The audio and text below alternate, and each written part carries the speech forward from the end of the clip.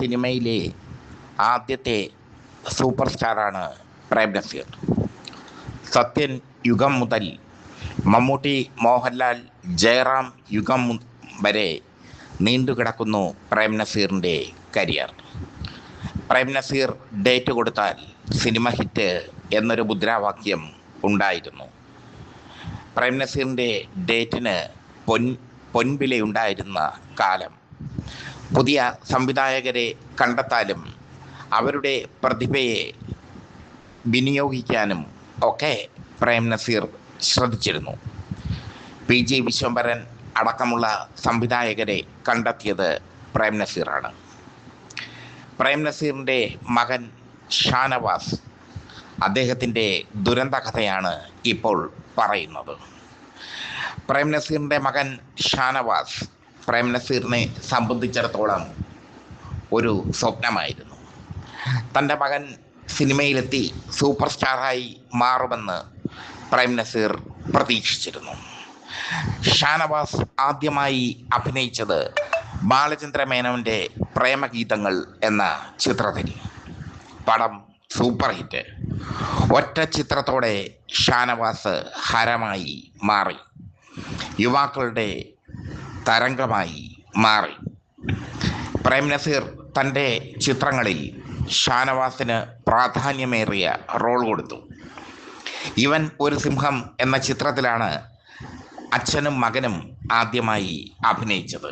പടം super hit. ഇരട്ടി മധുരം, ആധിപത്യം, ജസ്റ്റിസ് രാജ, ഹിമം, പ്രശ്നം ഗുരുതരം, പ്രതിജ്ഞ, കടമറ്റത്തച്ഛൻ തുടങ്ങിയ ചിത്രങ്ങൾ പ്രേം നസീറും മകനും ഒരുമിച്ച് അഭിനയിച്ച ചിത്രങ്ങളാണ്. ഇവയെല്ലാം പ്രേക്ഷക പ്രീതി നേടി. ഹിമം എന്ന ചിത്രം ഷാനവാസിൻ്റെ ആക്ഷൻ രംഗങ്ങൾ കൊണ്ട് സമ്പന്നമാണ്. ഈ ചിത്രത്തിൽ നെഞ്ചക്ക് കറക്കുന്ന ഷാനവാസിൻ്റെ രംഗം പ്രേക്ഷകരെ കോരിത്തെരിപ്പിച്ചു. ഹിമം ജോഷി സംവിധാനം ചെയ്ത മൾട്ടി സ്റ്റാർ ചിത്രമായിരുന്നു. ഇതിൽ ശങ്കറും പ്രാധാന്യമേറിയ ഒരു വേഷത്തിൽ അഭിനയിച്ചു. പടം സൂപ്പർ ഹിറ്റ്. പക്ഷേ ഒരു സോളോ ഹിറ്റ് പ്രേമഗീതങ്ങൾക്ക് ശേഷം കൊടുക്കാൻ ഷാനവാസിന് കഴിഞ്ഞില്ല. ആശയിൽ ഷാനവാസ് നായകനായിരുന്നു. പടം പൊട്ടി. കോരിത്തരിച്ച നാളായിരുന്നു. ഷാനവാസ് ഏറെ പ്രതീക്ഷയോടെ നായകനായ ചിത്രം. ഈ ചിത്രത്തിൽ അന്നത്തെ സൂപ്പർ സ്റ്റാർ സോമനുണ്ടായിരുന്നു. പക്ഷേ പടം വേണ്ടുമ്പോളം വിജയിച്ചില്ല. മൈലാഞ്ചി ഷാനവാസ് ഒരുപാട് പ്രതീക്ഷയോടെ ചെയ്ത ചിത്രമായിരുന്നു. പക്ഷേ അതും പൊട്ടി. സോളോ ഹിറ്റ് കൊടുക്കാൻ കഴിയാത്ത നടൻ എന്നൊരു ചീത്തപ്പേര് ഷാനവാസിന് വീണു. ജോഷിയുടെ തന്നെ ഉമാനിലയത്തിൽ ശങ്കറും ഷാനവാസുമായിരുന്നു നായകന്മാർ.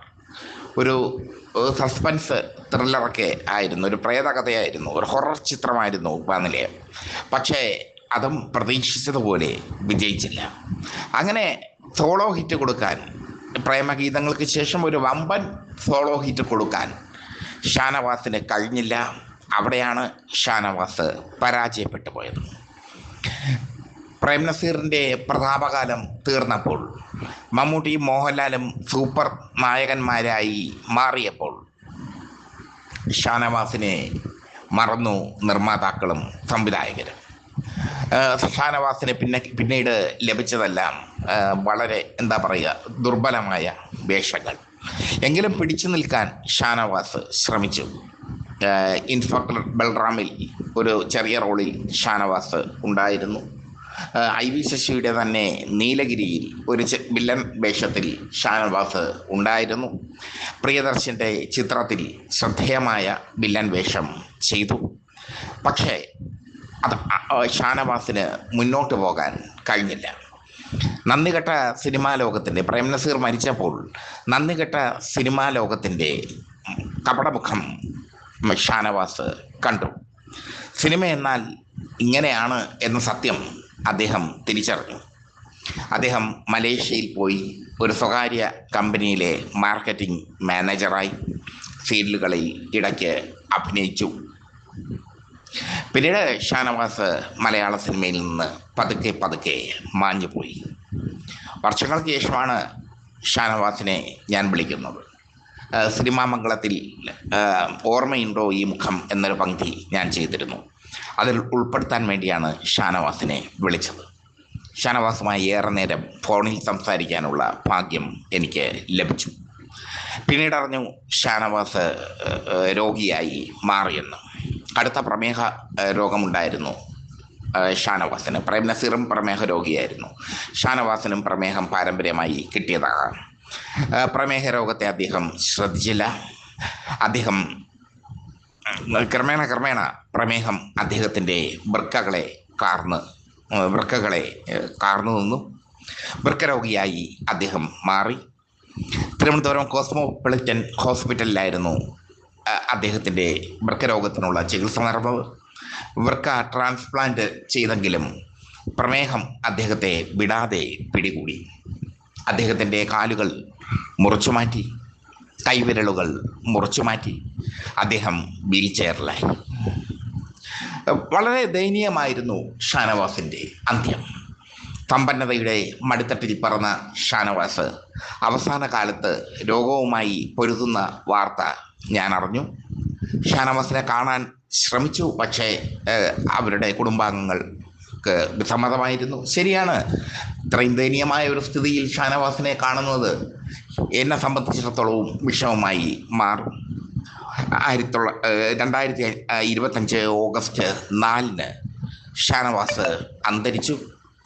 ഷാനവാസ് അന്തരിച്ചപ്പോൾ ഒരു കാലത്ത് ഷാനവാസിനോടൊപ്പം അഭിനയിച്ച മമ്മൂട്ടിയും മോഹൻലാലും ഒന്നും അദ്ദേഹത്തിനെ കാണാനെത്തിയില്ല. വിതുമ്പി കരഞ്ഞുകൊണ്ട് നിന്നത് പഴയകാല നടൻ ജോസ് മാത്രമായിരുന്നു.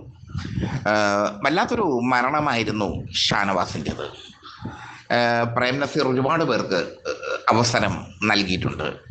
മമ്മൂട്ടിയെ ഒരുപാട് പ്രോത്സാഹിപ്പിച്ചിട്ടുണ്ട് പ്രേം നസീർ. മമ്മൂട്ടി, രതീഷ്, മോഹൻലാൽ എന്നിവരെയൊക്കെ മുൻനിരയിലേക്ക് എത്തിക്കാൻ തൻ്റെ സ്റ്റാർഡം ഉപയോഗിച്ചിട്ടുണ്ട് പ്രേം നസീർ. ഉദാഹരണത്തിന് ആട്ടക്കലാശം എന്ന ശശികുമാർ ചിത്രം. അതിൽ പ്രേം നസീറാണ് നായകൻ, പക്ഷേ സ്കോർ ചെയ്യുന്നത് മോഹൻലാലാണ്. അതിൽ പ്രേം നസീറിന് ഫൈറ്റില്ല, ഫൈറ്റും പാട്ടും എല്ലാം മോഹൻലാലിനാണ്. ആ ചിത്രത്തോടു കൂടിയാണ് മോഹൻലാലിൻ്റെ വില്ലൻ ഇമേജ് മാറിയത്. അതിനുവേണ്ടി പ്രേം നസീർ ഒരുപാട് ത്യാഗം അനുഭവിച്ചു. പ്രേം നസീറിൻ്റെ അനുജൻ പ്രേം നസീർ തന്നെ നിർമ്മിച്ച കെണി എന്ന ശശികുമാർ ചിത്രത്തിൽ മമ്മൂട്ടിക്ക് വളരെ ശ്രദ്ധേയമായ വേഷമാണ് പ്രേം നസീർ കൊടുത്തത്.